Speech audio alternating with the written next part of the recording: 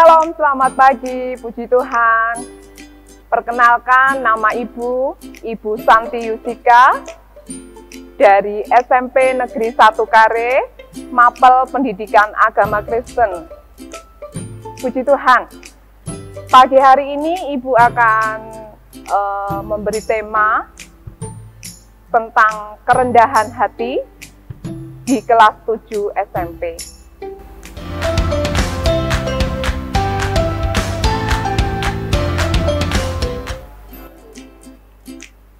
Puji Tuhan, sebelum kita akan masuk di dalam pelajaran pendidikan agama Kristen untuk kelas 7, mari terlebih dahulu kita akan berdoa. Terima kasih Tuhan, pagi hari ini kami akan memulai pelajaran pendidikan agama Kristen, khususnya kelas 7 SMP. Biarlah Tuhan memberkati pelajaran kami pagi hari ini. Tuhan memberkati dengan hikmat akal budi kepada kami semuanya, baik kami yang akan mengajar maupun anak-anak yang akan menerima pelajaran pagi hari ini. Biarlah Tuhan memberkati kami pagi hari ini ya Bapa. Biarlah Tuhan memberikan interaksi yang baik di antara kami yang menyampaikan pelajaran dengan anak-anak yang akan mendengar pelajaran. Kiranya Tuhan memberkati dari awal hingga akhirnya. Di dalam nama Tuhan Yesus Kristus, kami sudah berdoa. Haleluya. Amin. Puji Tuhan. Pagi hari ini bagaimana kabarnya anak-anak? Ibu berharap kalian tetap sehat, kuat, diberkati Tuhan. Dan yang pasti, Ibu berharap terus semangat di dalam belajar. Ya, kita akan mulai pelajaran kita dengan tema kerendahan hati. Ada 4 jenis arti kerendahan hati menurut Kamus Besar Bahasa Indonesia, menurut bahasa Ibrani, menurut bahasa Yunani, menurut bahasa Inggris. Ya, kita akan kupas satu persatu arti dari kerendahan hati. Yang pertama menurut Kamus Besar Bahasa Indonesia. Arti rendah hati adalah hal atau sifat tidak sombong atau tidak angkuh. Yang kedua, menurut bahasa Ibrani, kerendahan hati itu berasal dari kata dasar anah yang berarti dibuat menderita, direndahkan, atau ditindas.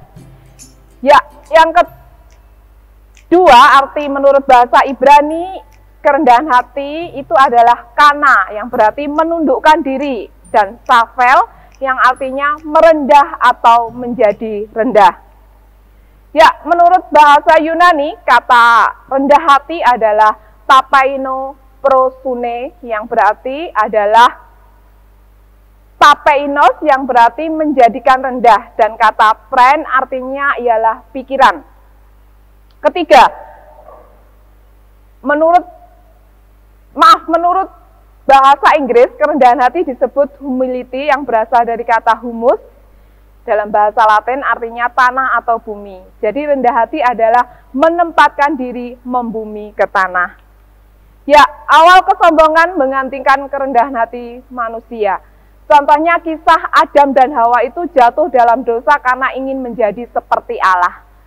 Kalian bisa lihat di dalam kitab Kejadian 3 ayat 4 sampai yang ke-6. Ini adalah cerita tentang Adam dan Hawa jatuh dalam dosa karena ingin menyamai Allah.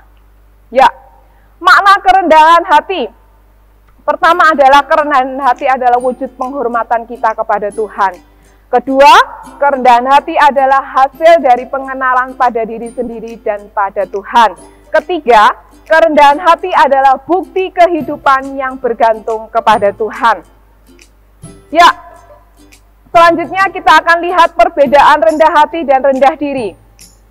Yang pertama, rendah hati itu tidak sombong, sedangkan rendah diri itu minder. Kedua, rendah diri cenderung antisosial, sedangkan rendah hati justru prososial. Tiga, rendah hati selalu optimis, sedangkan rendah diri lebih cenderung kepada pesimis. Ya, 4, rendah hati lebih sehat secara mental, sedangkan rendah diri cenderung mudah depresi. Kelima, rendah hati tidak suka pamer, sedangkan rendah diri itu selalu pamer. Ya, selanjutnya kita akan lihat ciri-ciri orang yang rendah hati. Ada 10 ciri. Pertama, kita harus perhatikan benar-benar. Yang harus kita perhatikan supaya kita jadi orang-orang yang rendah hati adalah sabar. 2, sedikit bicara, banyak mendengar. 3, penuh syukur. 4, mempunyai relasi baik dengan orang lain. 5, tidak uragan. 6, mempertimbangkan masukan dari orang lain. 7, baik hati. 8, mau mengakui kesalahan dan mau memaafkan. 9, tidak menghakimi orang lain. 10, menghargai orang lain. Ya, kita akan belajar kerendahan hati dari tokoh Alkitab. Yang pertama adalah Musa, nanti yang kedua adalah Tuhan Yesus sendiri. Musa sebagai tokoh yang rendah hati itu ada di dalam kitab Bilangan 12 ayat 3. Musa adalah orang yang sangat rendah hati, melebihi semua orang yang hidup di bumi ini. Kedua, teladan yang harus kita perhatikan dengan kerendahan hati ini adalah Tuhan Yesus sendiri. Ya, Tuhan Yesus adalah teladan kerendahan hati yang sempurna yang terdapat di dalam Filipi 2 ayat 5 dan sampai yang ke-7. Tuhan Yesus menunjukkan kerendahan hati yang teragung, ya, meski hidup kekal bersama Bapa.